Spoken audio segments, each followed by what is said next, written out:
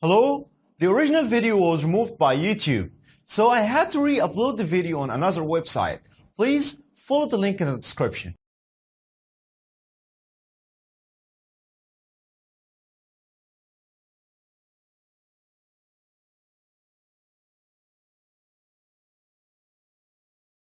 My name is Luiz Veiga. I'm a teacher of Ashtanga yoga. And this is my philosophy behind my teaching.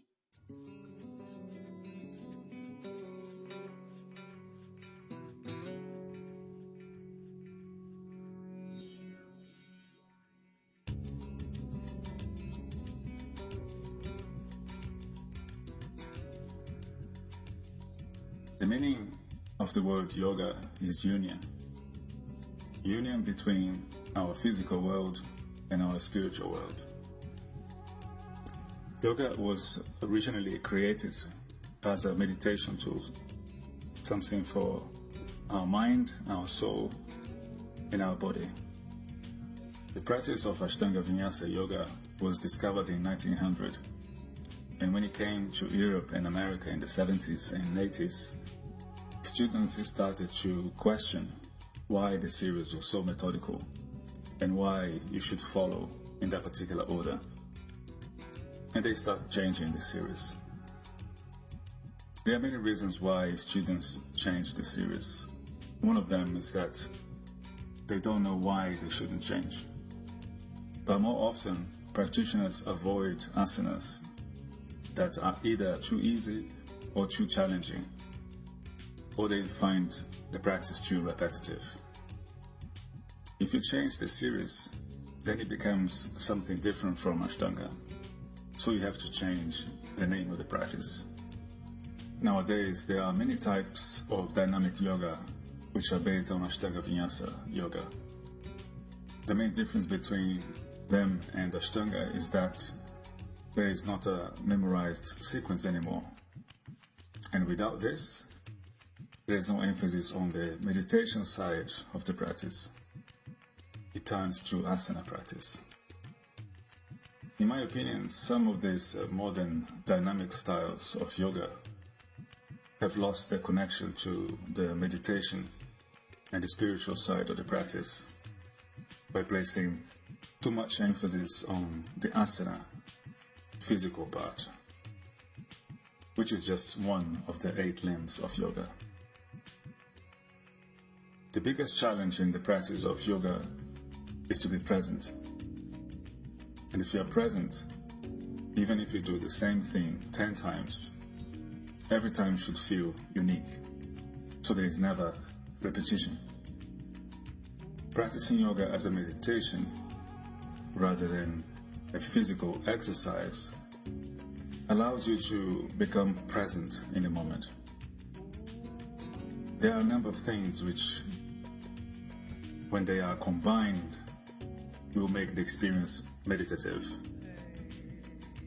The first thing, a sequence of asanas that you can learn to memorize, so there is no concern about what posture comes next, as it will come naturally. Then a breath which connects every single movement, every single moment into that sequence in a precise kind of way. And then the drishti, which is the focus point, literally the point of your gaze. And finally bandhas, the energy locks, which should be engaged throughout the practice. When you bring all those 4 elements together, you're practicing a meditative yoga. Then you'll find it takes you to a different place. Within the philosophy of yoga, there's a relation to the cycle of life, death, and rebirth.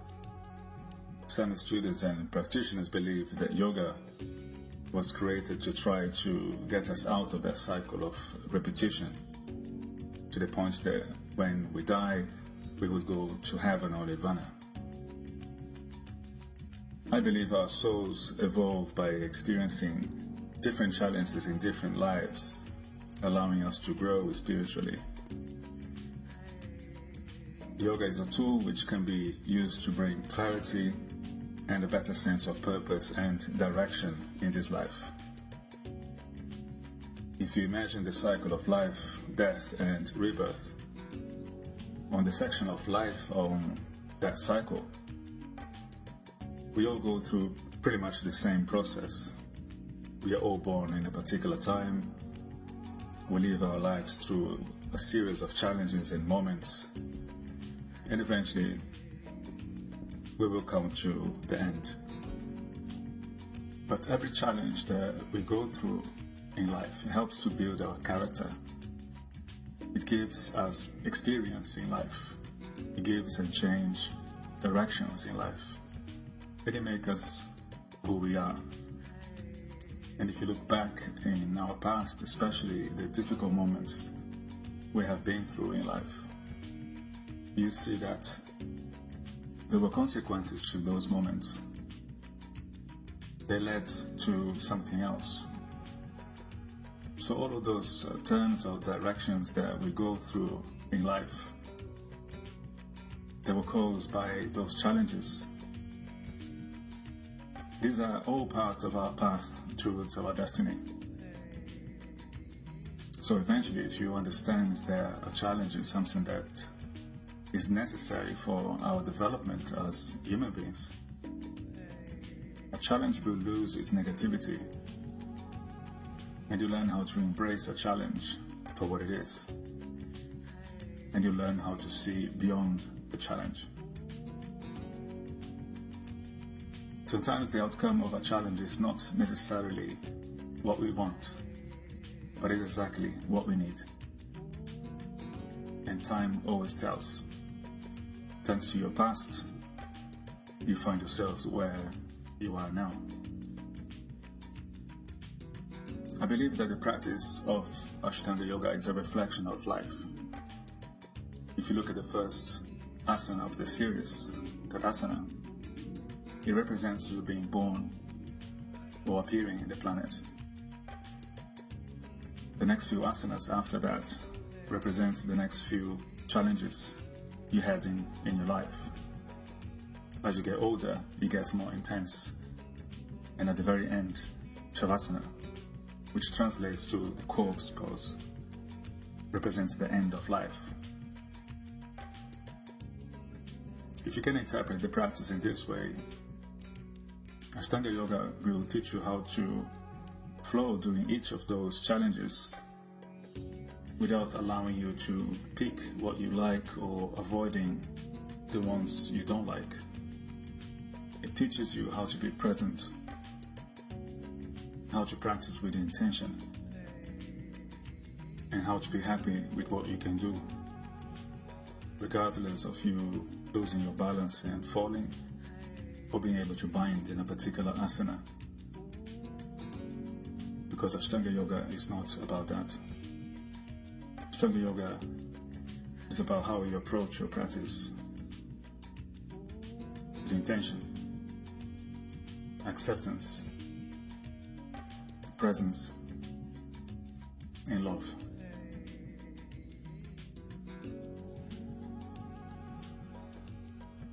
For more information about Luiz's teaching schedules, including his workshops, private classes and remote classes via Skype, please get in touch via the website luizveigayoga.com.